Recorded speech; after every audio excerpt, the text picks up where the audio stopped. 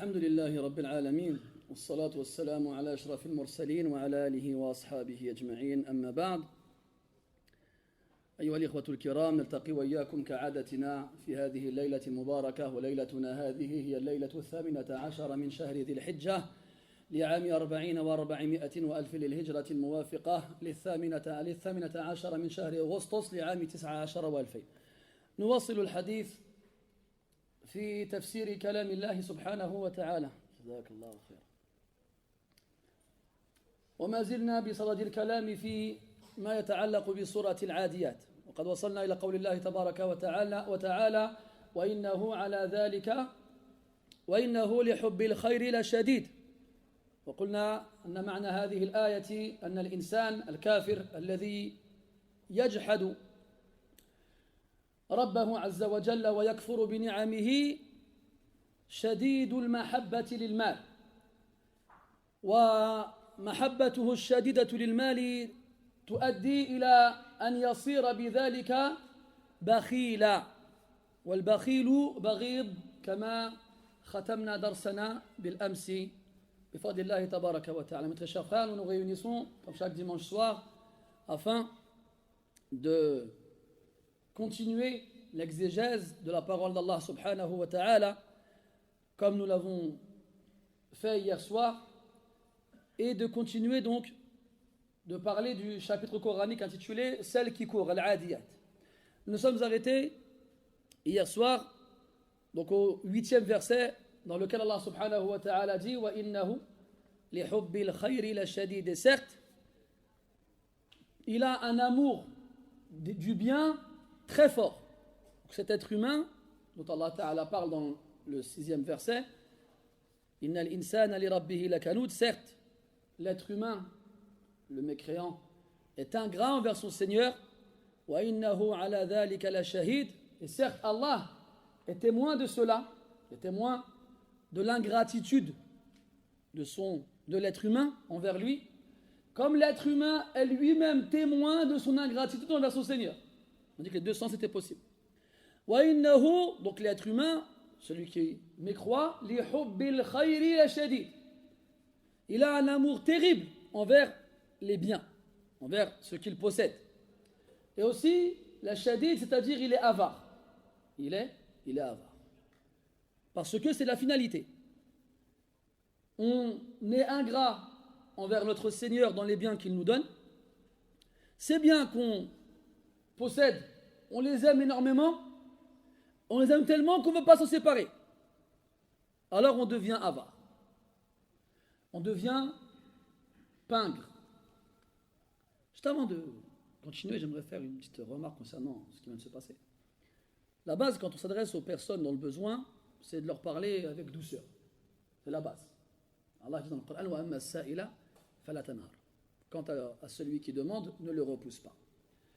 Mais des fois, comme ce qui vient de se passer, il faut savoir faire preuve de sévérité. Pas parce qu'il mendie, mais parce qu'eux-mêmes ne respectent pas certaines règles.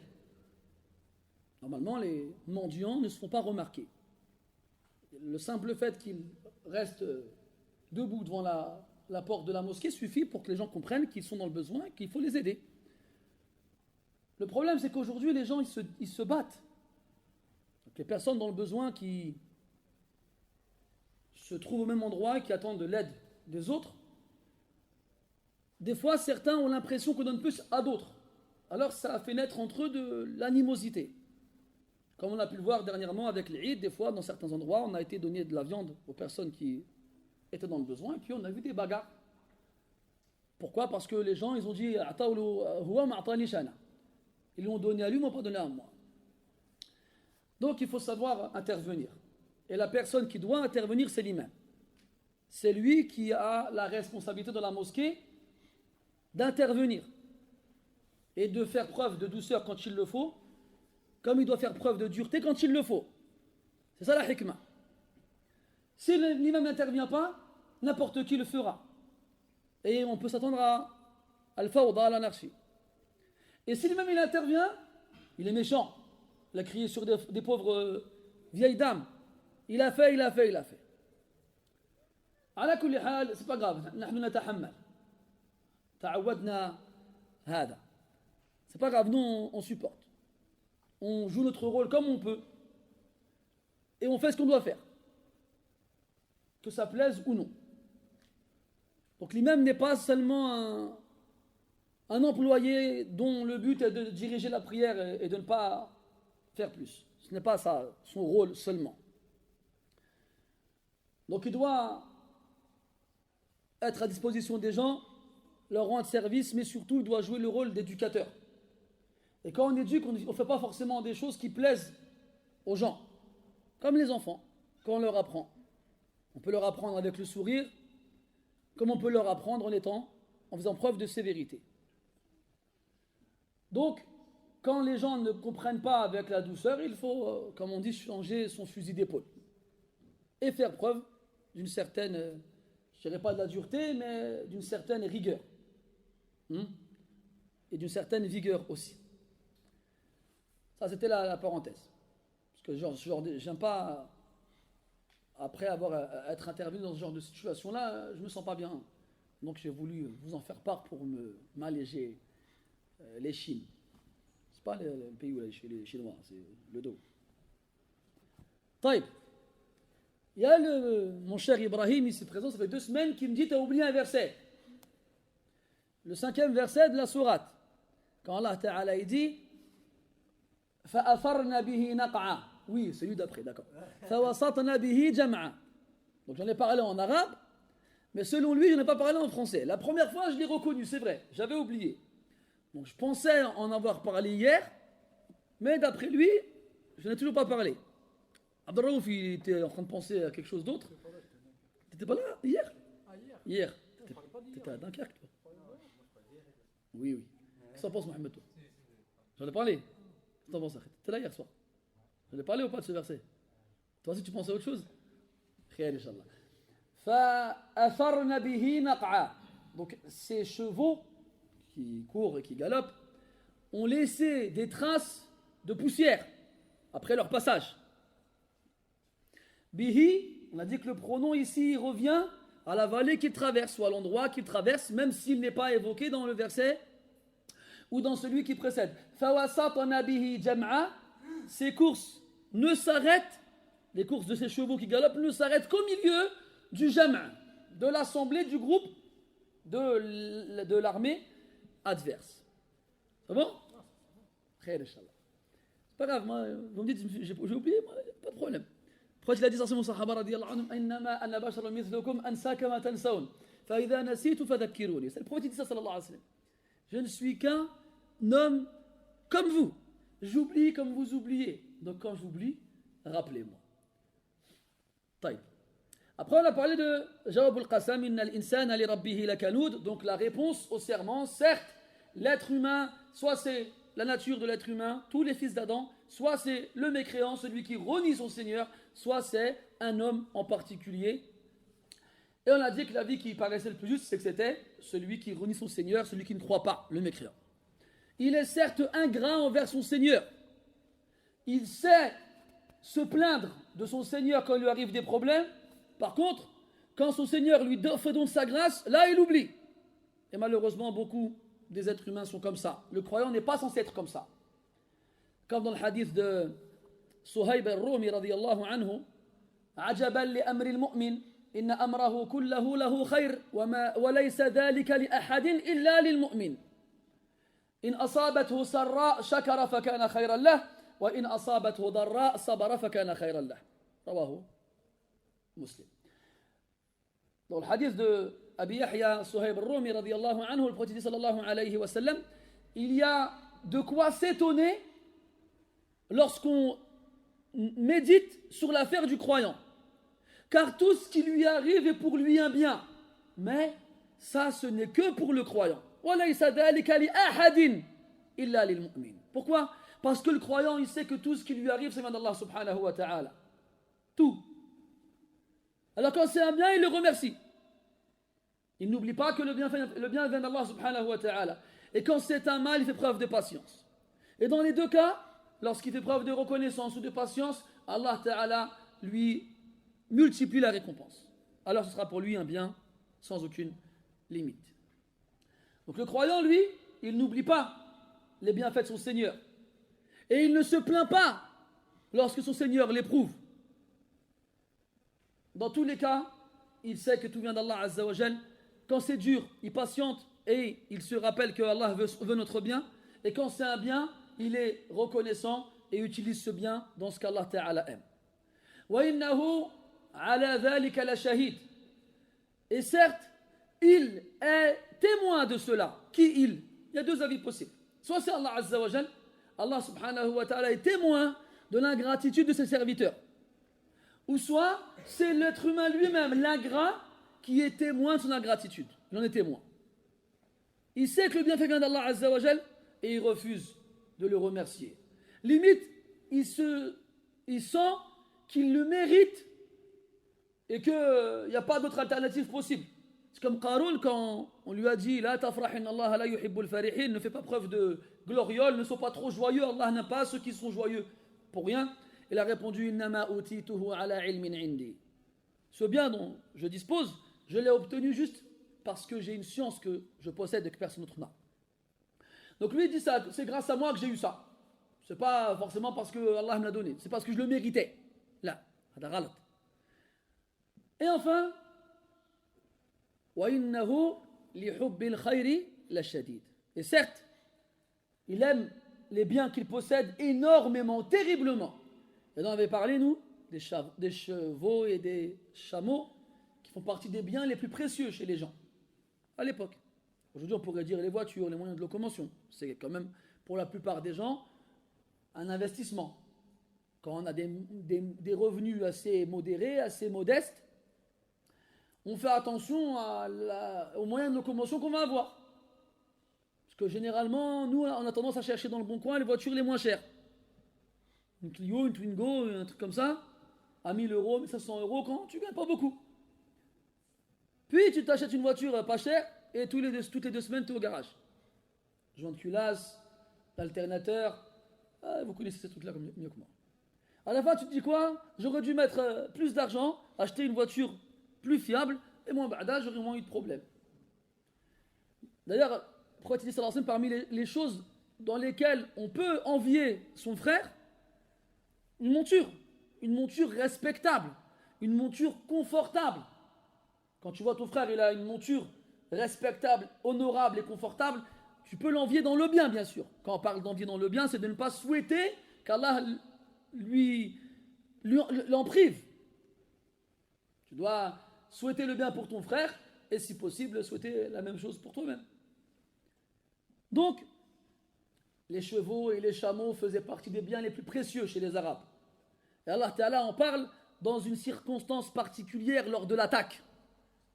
On avait expliqué que les chevaux étaient utilisés dans le but que la parole d'Allah soit la plus haute.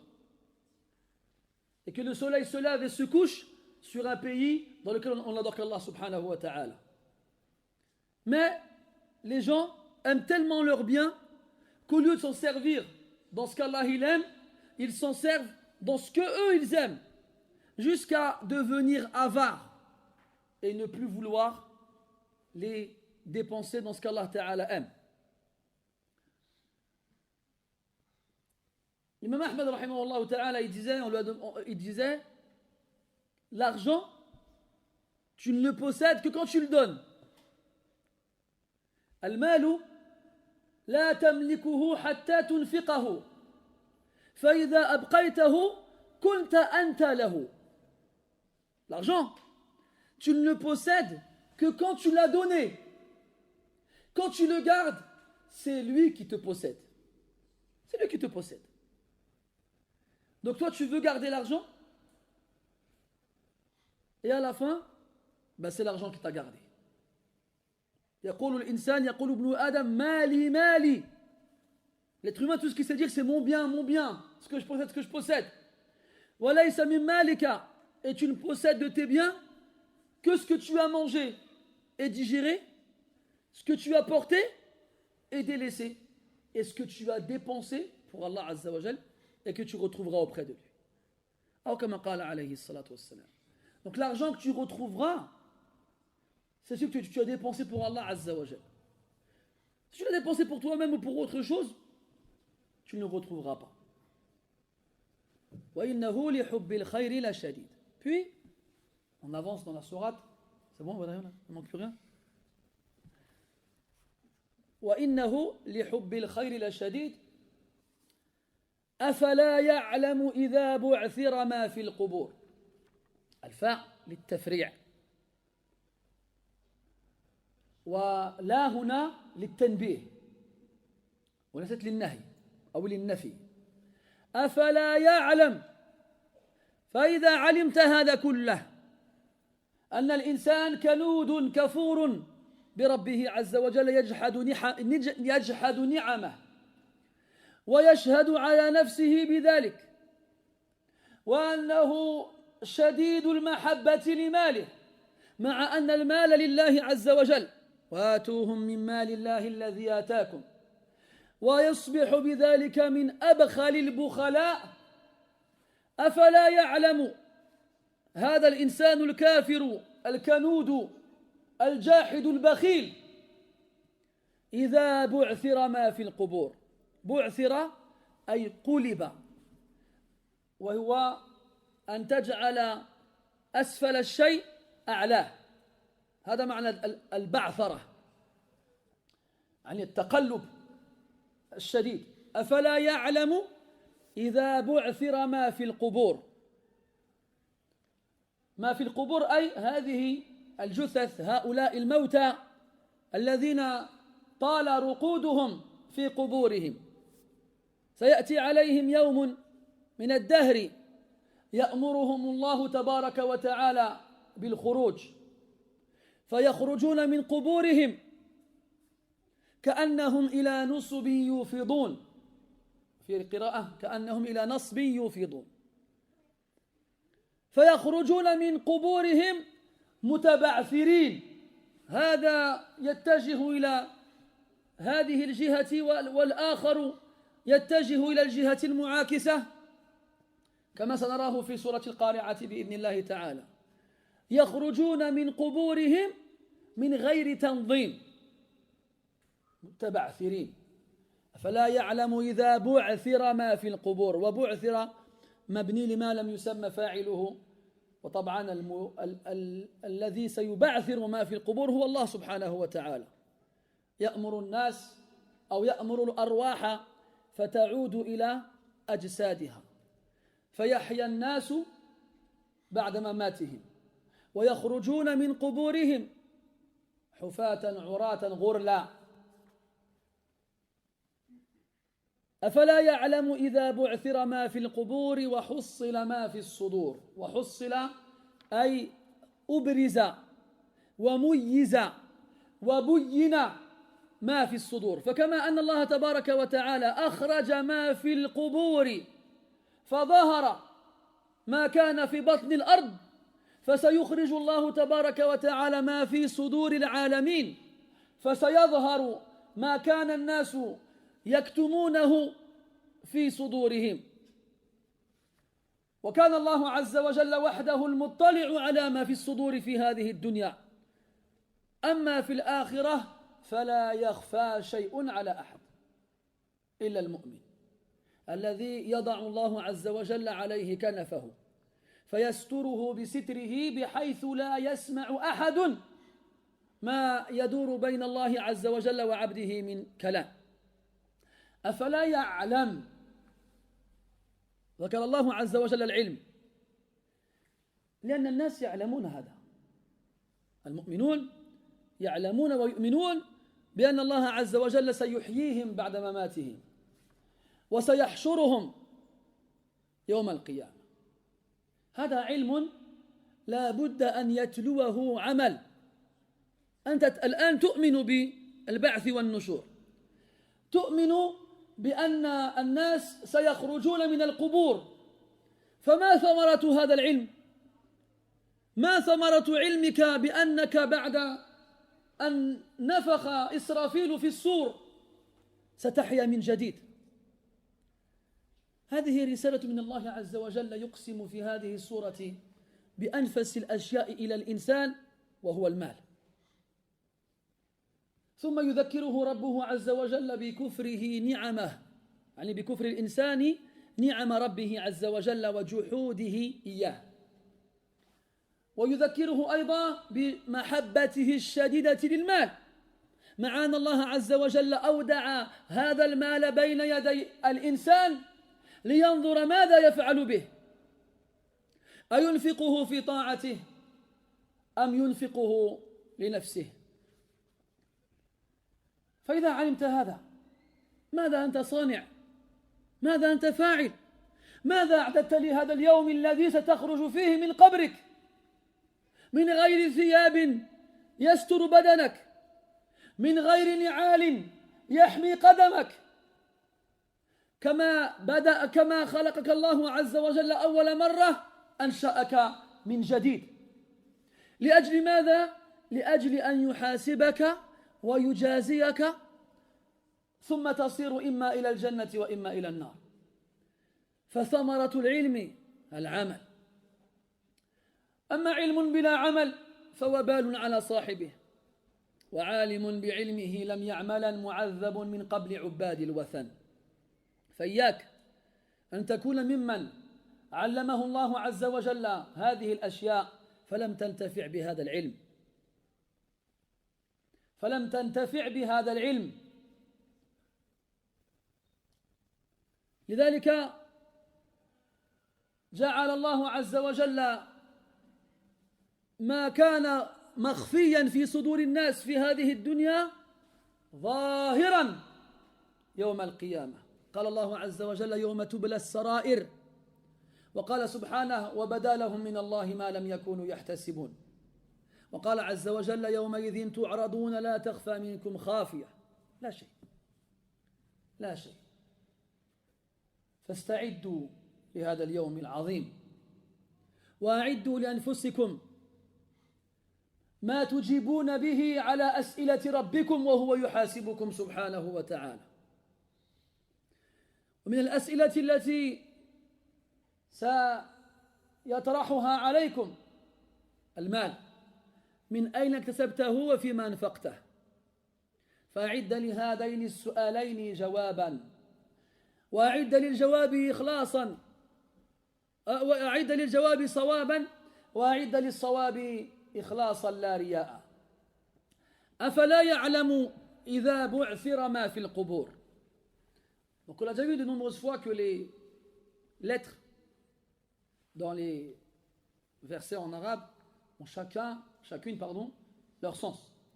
Et des fois, la lettre, lorsqu'elle est seule, c'est une préposition, un article, un déterminant. Ici, A, on va décortiquer les premières lettres. Afala. On a la hamza. La hamza, ici, c'est un istifham. C'est un pronom interrogatif. Le but est de poser une question. Maintenant, quel est l'intérêt de poser la question? Donc, il y a l'istifham qui a pour but de savoir la réponse. Et on a l'istifham ou l'inkari. Une question derrière laquelle il y a un reproche, une réprimande. Comme le père qui gronde son enfant. Pourquoi tu n'as pas fait tes devoirs? Il pose la question. Attends, mais toujours ça tombe sur moi, Mskin. Bah, c'est toi le plus petit. Ah non, il y a le petit là-bas, mais il a envie de dormir, Mskin. On va le laisser. Il est fatigué. C'est pas grave, t'inquiète pas, il y a des plus grands que toi, ils ont envie de dormir aussi. Et voilà. Comme le père qui gronde son enfant sous forme de question. Donc là, la hamza, elle exprime l'interrogation. Une interrogation derrière laquelle il y a un reproche, une réprimande. Le fa, afa, indique l'enchaînement, la succession, notamment le lien qu'il y a entre ce qu'il y avait avant et ce qui vient après. C'est une conjonction de coordination. Afala, donc ça signifie que ce qui vient après a un rapport avec ce qui a été dit avant. Le fait que l'être humain est ingrat, le fait que l'on est conscient, et le fait qu'il soit avare et qu'il aime trop le bien, les biens. Pas le bien dans le sens de ce qui s'oppose au mal, les biens dans le sens de ce qu'on possède. Le prophète a dit sallallahu alayhi wa sallam: Ma al-faqra akhsha alaykum. Ma al-faqra akhsha alaykum. Moi, je n'ai pas peur pour vous de la pauvreté. Ça, c'est le prophète qui dit ça aux musulmans, alayhi salam. Je n'ai pas peur pour vous de la pauvreté. Qu'est-ce qui a fait peur au prophète sallallahu alayhi wa sallam alors? Innama yakhsha alaykum an tubsata ad-dunya. Moi, ce que j'ai peur pour vous, c'est que ce bas monde, il s'ouvre complètement à vous. C'est-à-dire que tous ces jouissances, tout ce qu'on y trouve, soit à portée de main, deviennent accessibles. Et c'est effectivement le cas aujourd'hui. فَتَنَافَسُوهَا كَمَا تَنَافَسَهَا الَّذِينَ مِنْ قَبْلِكُمْ. Donc quand cet argent, ces biens seront à portée de main, à profusion, alors les gens se livreront concurrence pour obtenir tous ces biens-là. فَتَنَافَسُوهَا كَمَا تَنَافَسُوهَا. Vous allez donc vous concurrencer pour avoir ces biens-là, comme l'ont fait les gens qui vous ont précédés. فَتُهْلِكَكُمْ كَمَا أَهْلَكَتْهُمْ. Et elle vous mènera à votre perte, elle vous exterminera. Ce bas monde, comme elle a exterminé ceux qui vous ont précédés. Dans notre hadith, le prophète dit sallallahu alayhi wa sallam, fitnatu ummati al-mal. La fitna de ma communauté, c'est les biens. Al-mal. En arabe, on appelle les biens al-mal, ça vient du verbe mala yamilu, qui veut dire pencher vers un endroit, vers un côté. Parce que comme les Arabes disent, ra'aytu an-nas qad malu ila man 'indahu malun wa man la 'indahu malun fa 'anhu an-nas qad malu. Parce que les gens ont tendance à pencher vers celui qui a de l'argent. Quant à celui qui n'en a pas, eh bien les gens s'en éloignent. رأيت الناس قد ذهبوا إلى من عنده ذهب ومن لا عنده ذهب فعنه الناس قد ذهبوا رأيت الناس منفضة إلى من عنده فضة ومن لا عنده فضة فعنه الناس منفضة. Tout ça pour dire que quand quelqu'un possède beaucoup, les gens penchent vers lui, vont vers lui, sont attirés vers lui. Et celui qui n'a rien, les gens n'ont que faire de lui. Les êtres humains, ils sont comme ça. Sauf ceux à qui ton Seigneur a fait miséricorde, et certes, ils sont très peu. Les biens. Donc toi, on a dit A, c'est l'interrogation derrière laquelle il y a une réprimande. Alpha, c'est le lien. Là, ici, généralement indique la négation. La taf'al, la taqul, la tataharrak, la. Ça, c'est un mot qu'on a beaucoup entendu. Hein. Là. Enfin, à notre époque en tout cas. Les gens d'aujourd'hui, moi je ne sais pas. Ala kulli hal, bien, la base de là, c'est la négation. Mais dans certains contextes, ce mot-là, là, est employé pour attirer l'attention, pour réveiller celui à qui on parle. C'est comme quand Allah dit فَلَا أُقْسِمُ بِمَا تُبْصِرُونَ وَمَا لَا تُبْصِرُونَ لا أقسم بيوم القيامة تفضل لا أقسم بيوم القيامة لا أقسم بهذا البلد فلا أقسم بمواقع النجوم. Dans ces versets-là, là ne veut pas dire la négation. Ça veut dire écoute bien, sois attentif, hey, réveille-toi. أفلا يعلم إذا بعثر ما في القبور. Alors là on traduirait brièvement, sommairement, va-t-il seulement savoir lorsque ce qu'il y a dans les tombes sera désorganisé. Qui va-t-il savoir? À qui on s'adresse? On parle au insan dont on a parlé au début dans Innal insana li rabbihi lakanut. Cet être humain qui est ingrat envers son Seigneur, celui qui le renie, celui qui ne reconnaît pas les bienfaits de son Seigneur sur lui-même. Va-t-il enfin savoir? Va-t-il seulement savoir le jour où ce qu'il y a dans les tombes sera désorganisé? Bu'thira. Bu'thira, ça veut dire retourner, renverser.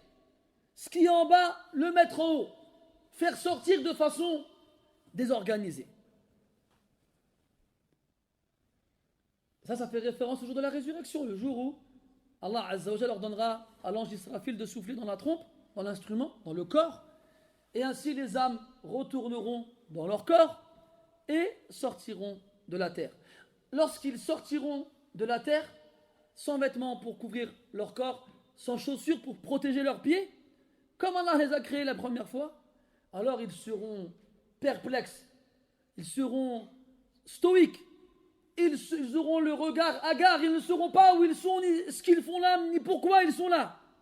Alors ils partiront en courant dans tous les sens. Comme on va le voir, Inch'Allah, dans la sourate prochaine. Ils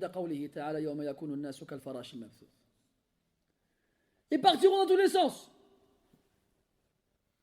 Il y en a qui iront vers là, d'autres dans le sens opposé. Il y en a qui partiront, d'autres qui reviendront, sans savoir où aller. Ce jour-là, la terre, Allah Azza wa Jal fera sortir de la terre son contenu. Comme on l'a vu dans le Zalzala, dans la sourate précédente, quand Allah Ta'ala dit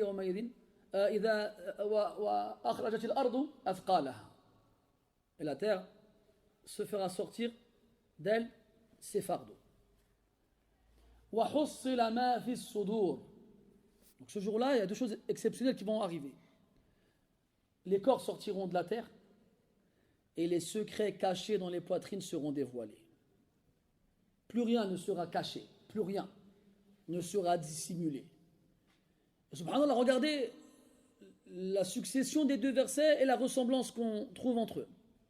Comme Allah fera sortir de la terre les corps de façon désorganisée, ça ne veut pas dire que Allah Ta'ala n'organisera pas leur sortie, non. C'est la sortie des gens qui sera désorganisée. C'est eux en sortant qui partiront dans tous les sens en hurlant, en criant, sans savoir que faire ni où aller. Et de la même façon, Allah Ta'ala, il fera sortir des poitrines ceux qui étaient cachés.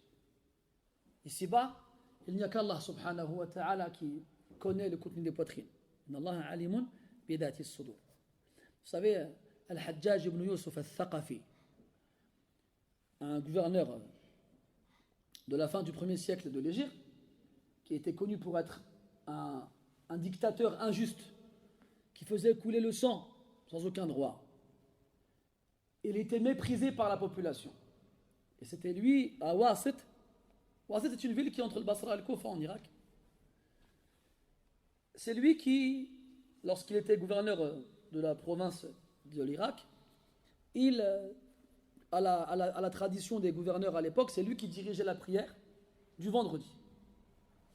Qu'avant, les gouverneurs, c'était eux qui dirigeaient la prière du vendredi ou bien la prière de l'Eid.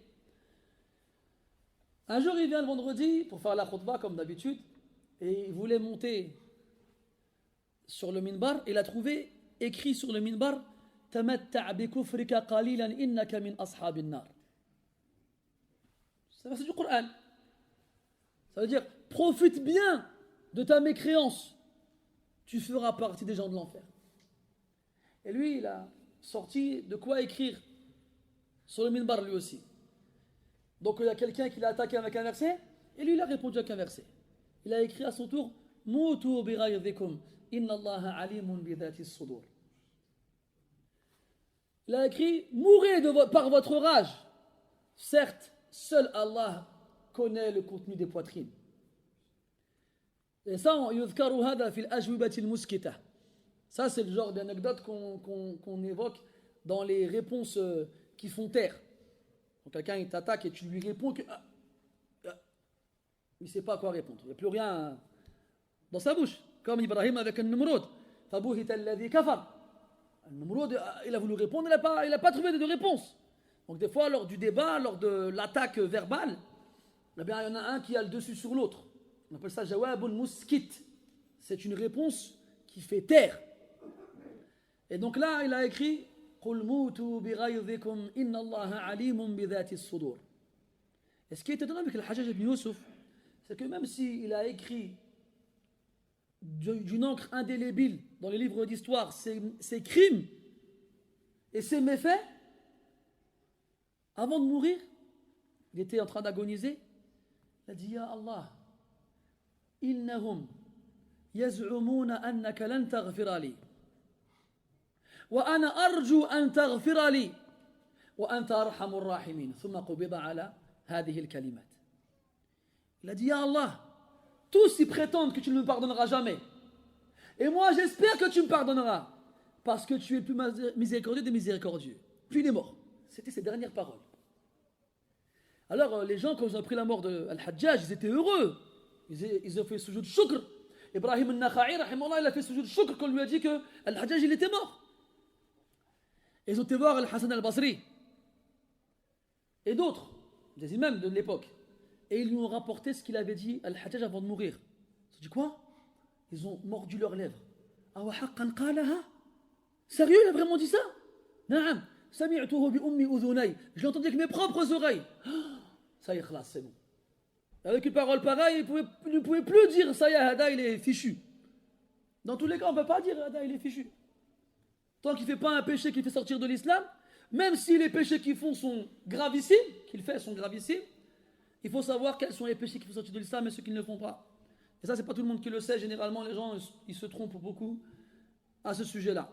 Entre ceux qui exagèrent et ceux qui exagèrent dans les péchés en faisant sortir les gens de l'islam alors que ce ne sont pas des péchés qui font sortir de l'islam, et ceux qui exagèrent dans l'autre sens. Il fait des catastrophes, mais c'est un musulman quoi qu'il fasse. Là. Wa khayrul umur awsatuha. Quoi qu'il en soit, on n'est pas là pour parler de ça, mais dans tous les cas, tout ça pour vous dire que celui qui connaît le contenu des poitrines, c'est Allah subhanahu wa ta'ala. Combien il y en a qui paraissaient aux yeux des gens comme étant les plus pieux, et les plus vertueux, les plus méritoires, et les plus saints, et les plus bons. Le jour de la résurrection, on les trouvera parmi les premiers à attiser le feu de l'enfer. Et à l'inverse, combien étaient considérés comme étant des mauvais, des pervers, des malfaisants? Et le jour de la résurrection, ils seront les premiers à fouler de leurs pieds le sol du paradis. Ça, c'est entre les mains d'Allah subhanahu wa ta'ala. Ala kulli hal, comme ici, nous on ne peut pas juger les uns les autres de ce qu'on a dans les poitrines. D'ailleurs, à ce sujet-là, j'aime bien faire ma parenthèse sur ce truc-là. Parce que nous, aujourd'hui, depuis 15 ans à peu près, on a une génération chez les musulmans qui ont appris leur aqidah chez les rappeurs américains. C'est étrange, mais c'est vrai. Parce que ceux qui connaissent un peu le rap américain, bon, j'imagine que vous ne les connaissez pas, mais à une époque, il y a des rappeurs américains qui commençaient à répéter beaucoup dans leur rap « Only God can judge me ». Seul Dieu peut me juger. Alors le gars, c'est un braqueur, il braque des banques, il tue des gens, il viole des femmes, il fait n'importe quoi. Et à la fin, il dit qu'il y a Dieu qui peut me juger. Ce gars-là, c'est un rappeur, voilà, qui n'a pas peur. Puis aujourd'hui, on a des musulmans, et c'est pareil. Il est là, dans un bar à chicha, en train de fumer des trucs bizarres avec des filles, en train d'écouter de la musique, en train de boire des trucs bizarres. La prière, il ne connaît pas, le jeûne, il ne connaît pas, l'islam, il ne connaît pas. Quand tu lui dis, Wallah, il dit hey, tu ne me juges pas. Il n'y a que Dieu qui peut me juger. Et qu'est-ce que vous racontez? Nous, le côté des poitrines, on ne le connaît pas. Ça.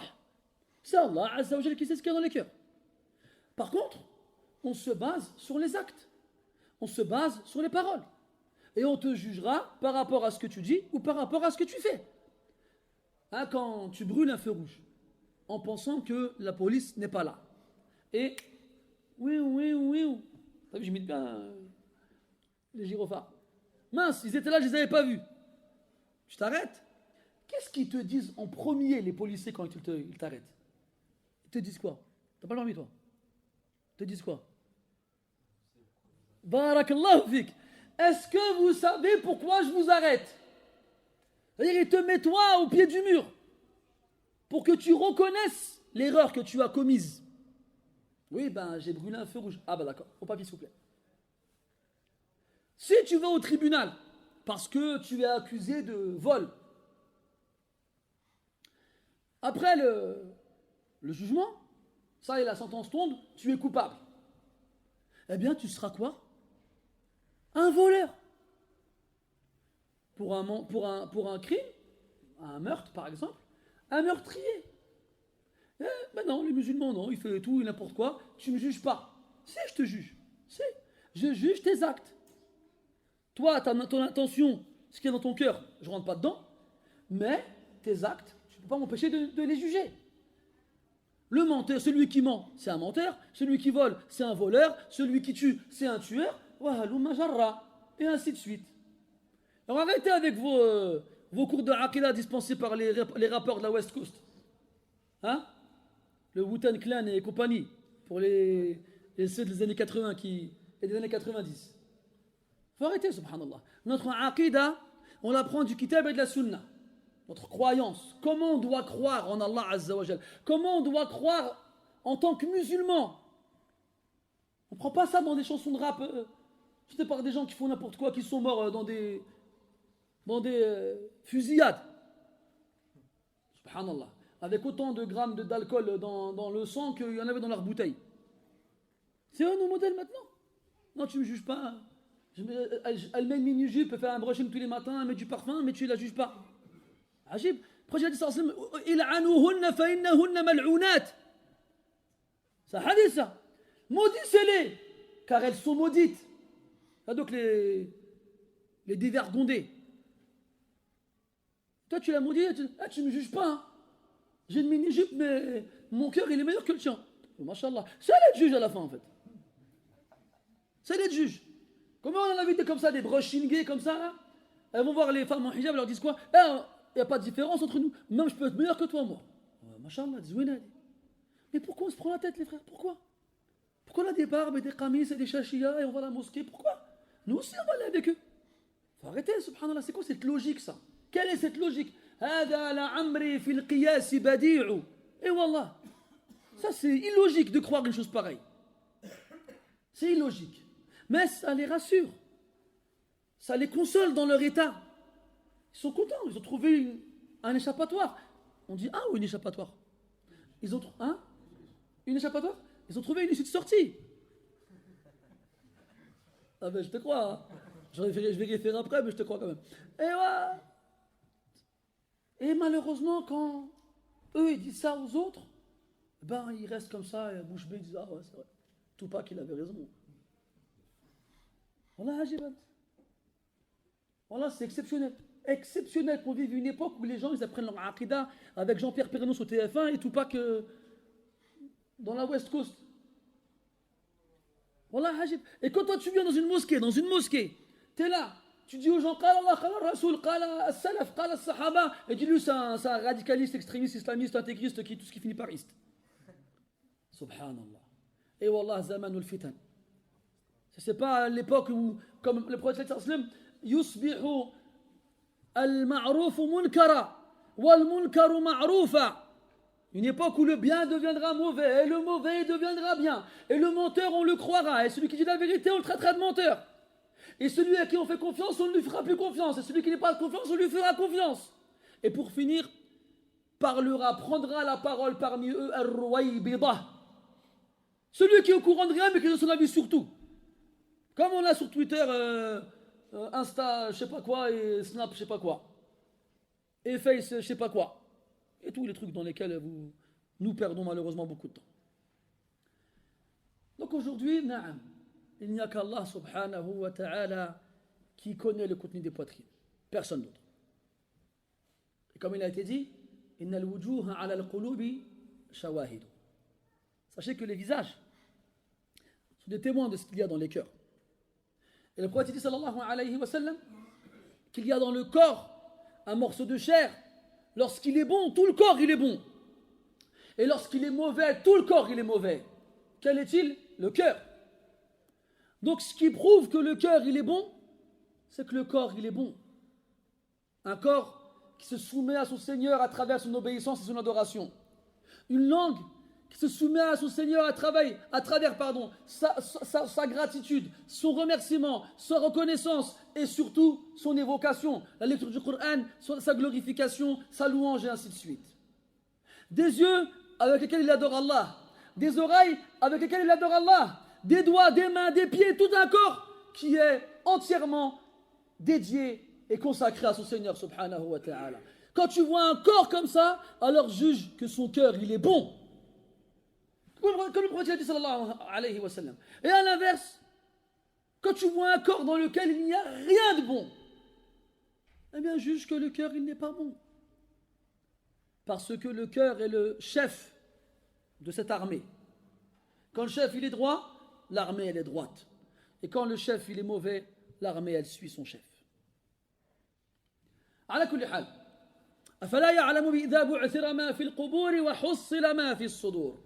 Donc ce jour-là, mon frère, ce que tu cachais dans ta poitrine ici-bas, en pensant que tu pouvais trahir les gens, comme Allah dit dans le Coran, يخادعون الله والذين آمنوا وما يخدعون إلا أنفسهم وما يشعرون. Ils trahissent Allah et son messager, mais ils ne font que trahir leur propre personne, sans même le savoir. Et ce jour-là, eh ben, il le saura. Afala ya'lamu. Ce jour-là, il le saura. Qu'il n'a trahi que sa propre personne. Et qu'Allah et les croyants n'étaient pas dupes. Ils n'étaient pas dupes. Afala ya'lamu idha bu'thira ma fil qubur wa hussila ma fis sudur. Ce jour-là, les secrets seront dévoilés. Comme Allah dit dans le Coran, yawma tubla as-sara'ir, le jour où les secrets seront divulgués. Et il dit azza wa jalla wa badalahum min Allahi ma lam yakunu yahtasibun. Et leur est apparu de la part d'Allah ce à quoi ils ne pensaient même pas. فكم من بلية قد كنت أخفيتها أظهرها الله لك وأبداها وكم من جريمة قد كنت نسيتها ذكرك الله إياها. Combien de catastrophes tu as tenté de cacher ici-bas, ce jour-là, Allah va les dévoiler aux yeux de tous.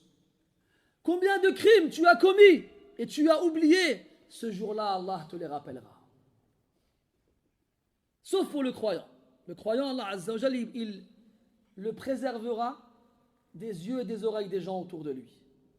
Et personne n'entendra ou ne saura ce qu'il y aura comme parole entre lui et son Seigneur. Quant aux autres, ce sera le fadihatul kubra.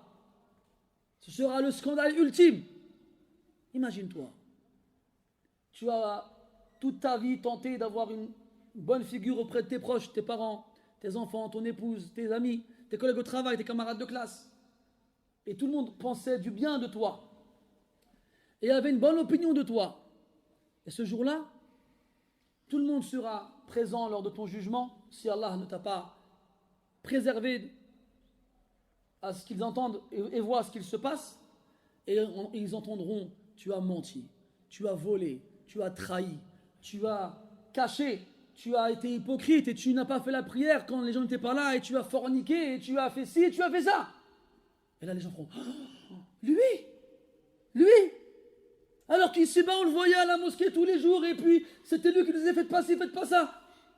Et là maintenant on apprend la vérité. Tu n'échapperas pas au jugement d'Allah Azza wa Jalla. Et tu remarques ici le verbe employé c'est afala ya'lamu, savoir, parce qu'on le sait. On lit le Coran, on le récite, on l'apprend, on l'écoute, on nous exhorte le vendredi, on nous rappelle qu'il y a un jour où on sera ressuscité, où on sera jugé et on sera rétribué pour nos actes. On le sait ça. Maintenant, quelle est la finalité de cette science-là? Qu'est-ce que ça t'a apporté de savoir que ce jour-là tu seras ressuscité, que ce jour-là tu seras jugé, que ce jour-là tes secrets seront dévoilés, que ce jour-là les masques vont tomber et que tu ne pourras plus rien cacher. Comme la terre expulsera ce qu'elle cachait en son sein, ta poitrine sortira ce qu'elle cachait en elle et rien ne sera caché. Donc tu le sais, eh bien fais en sorte que cette science te soit profitable, te soit utile. Œuvre et agis de façon à ce que ce jour-là, ce qui sortira de ta poitrine sera de ton côté et pas contre toi. Sera pour toi. Et il ne fera que confirmer ce que les gens pensaient de toi lorsqu'ils pensent du bien de toi. Si ça existe encore. Ça existe toujours, Inch'Allah. Donc il est là l'importance, il est là l'intérêt de savoir. Comme là, on nous a parlé des biens, les chevaux et les chameaux, et le fait qu'on soit ingrat envers notre Seigneur, et le fait qu'on soit avare, et qu'on aime trop les biens, jusqu'à ce qu'on ne veuille plus s'en séparer. Et bien, quand tu sais tout ça, ben, sais aussi que tu vas bientôt sortir de ta tombe, et que bientôt ce qu'il y a dans ta poitrine sera divulgué. وَحُصِّلَ مَا فِي الصُّدُورِ إِنَّ رَبَّهُمْ بِهِمْ يَوْمَئِذٍ لَخَبِيرٌ بِأَعْمَالِهِمْ فيجازيهم عليها. وقال يومئذ مع أن الله عز وجل خبير بالعالمين دائما وأبدا. والمقصود أن خبرته سبحانه وتعالى بعباده أي علمه بهم هو الذي في ذلك اليوم سيترتب عليه الجزاء. سيترتب عليه الجزاء.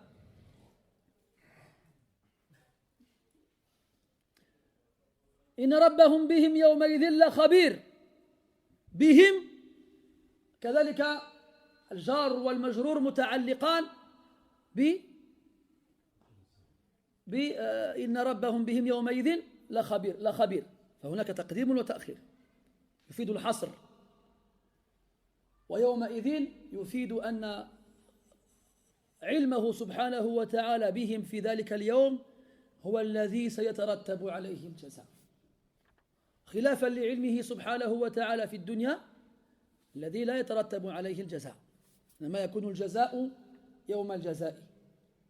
Puis Allah Ta'ala clôture et conclut cette sourate-là en disant, certes, leur Seigneur, Inna Rabbahum bihim, leur Seigneur de ce jour-là est bien informé.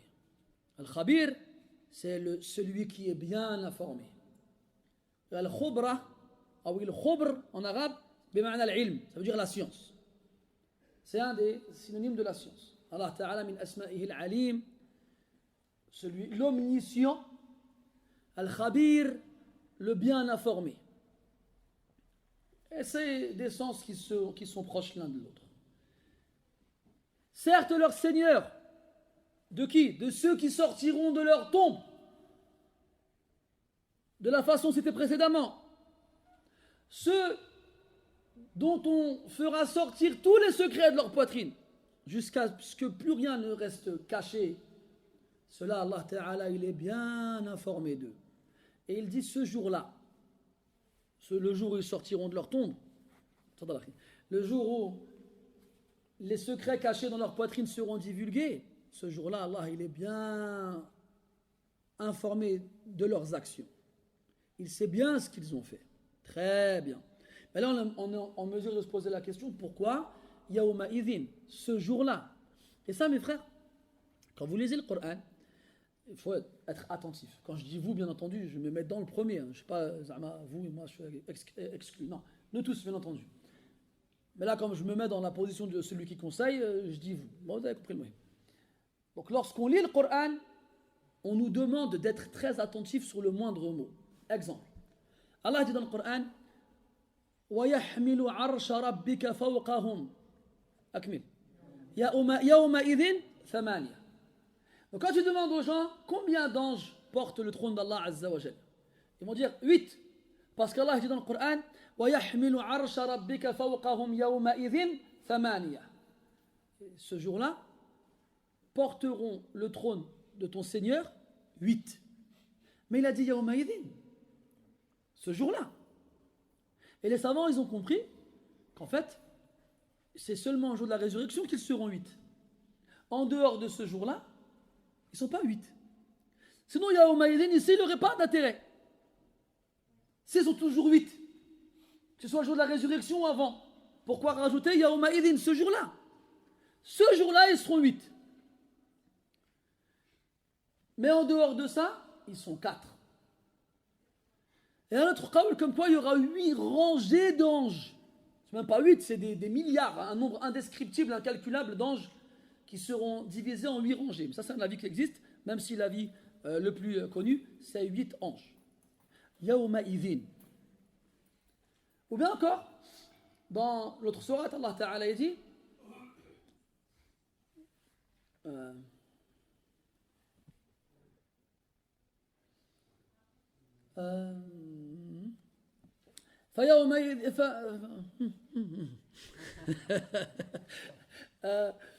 le verset après, vous allez m'aider pour le verset qui vient avant. Ala al-kafirina ghayru yasir. Hein? Ça c'est après. Avant. C'est dur l'exercice de revenir en arrière. Hein? Celui qui a, quand vous apprenez le Coran, si vous voulez un autre conseil, quand vous apprenez le Coran, vous apprenez une sourate, si vous voulez consolider votre mémorisation, partez de la fin et remontez vers le début. Quand vous arriverez à faire ça, la sourate, ça veut dire que vous la maîtrisez. Avant, j'y arrivais, mais ça, c'était avant, comme on dit dans... Amin. Monsieur, subhanallah. فَيَوْمَئِذٍ يَوْمٌ عَسِيرٌ فَذَلِكَ يَوْمَئِذٍ يَوْمٌ عَسِيرٌ. Je peux تكل عليكم. فَذَلِكَ يَوْمَئِذٍ يَوْمٌ عَسِيرٌ على الكافرين غير يسير. هكذا Donc ce jour-là sera un jour difficile. Ce jour-là sera un jour difficile. Ala al-kafirina ghayru yasir. Envers les mécréants, il ne sera pas facile. Quelle est la différence entre Yawmun Asir, un jour difficile, et Ghayru Yasir, qu'il ne sera pas facile? C'est pareil. C'est pareil. Difficile et pas facile, c'est la même chose. Donc, qu'est-ce qu'on doit comprendre alors ici de ce verset? Eh bien là, on doit comprendre que la difficulté sera sur les kafirin. Seulement. Parce qu'ici, il a insisté sur al-kafirin, sur les mécréants. Donc ce jour-là sera un jour difficile pour les mécréants. Ce qui signifie que ce sera un jour facile pour les croyants. Tu as vu comment tu dois faire marcher ta cervelle pour comprendre le sens? Et ne pas te fier, te baser seulement sur le sens apparent du verset. On revient au dernier verset. Inna rabbahum bihim yawma idhin la khabir. Donc Allah Azza wa Jalla, il est bien informé de nos actions tout le temps. Allah subhanahu wa ta'ala ya'lamu ma kana wa ma sayakun wa ma huwa ka'in wa ma lam yakun kayfa kana yakun. Allah subhanahu wa ta'ala a une science totale et absolue. Une science qui n'a pas été précédée par l'ignorance et ne sera pas suivie par l'oubli. Une science qui englobe toutes choses. Il sait ce qui a été, ce qui est, ce qui sera, ce qui n'est pas, et comment ça serait si ça avait été différent. Une science totale et absolue. Pourquoi ici, pourquoi il dit bihim, yawma idhin, ce jour-là?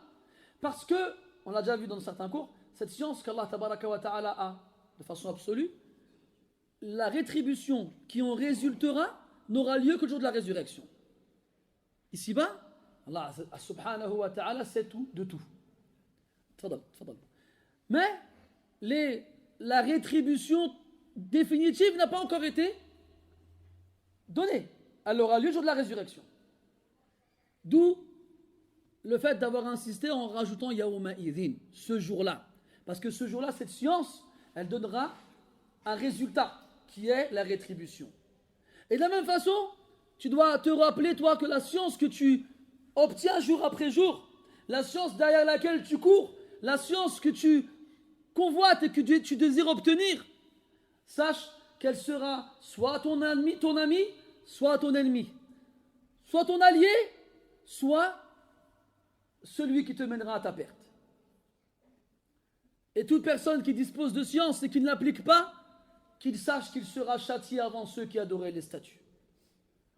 Donc, cette science-là, qu'elle soit un argument pour toi et pas contre toi. Et il y a une science que tout musulman se doit d'avoir et de connaître et de rechercher.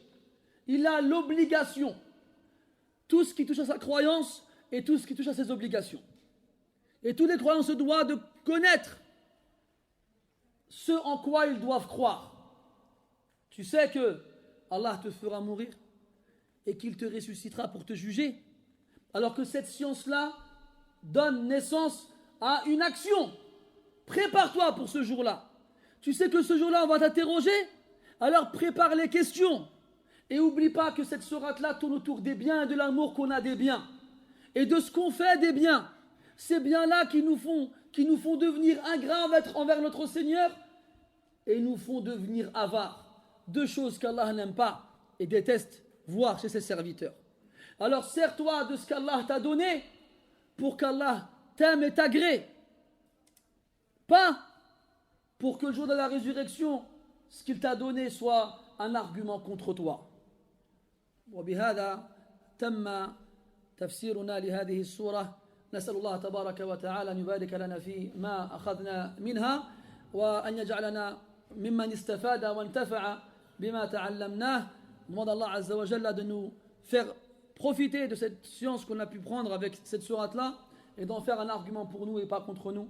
سبحانك اللهم وبحمدك أشهد أن لا إله إلا أنت نستغفرك ونتوب إليك وصلى الله على نبينا محمد وعلى آله وأصحابه أجمعين والحمد لله رب العالمين وبارك الله فيكم.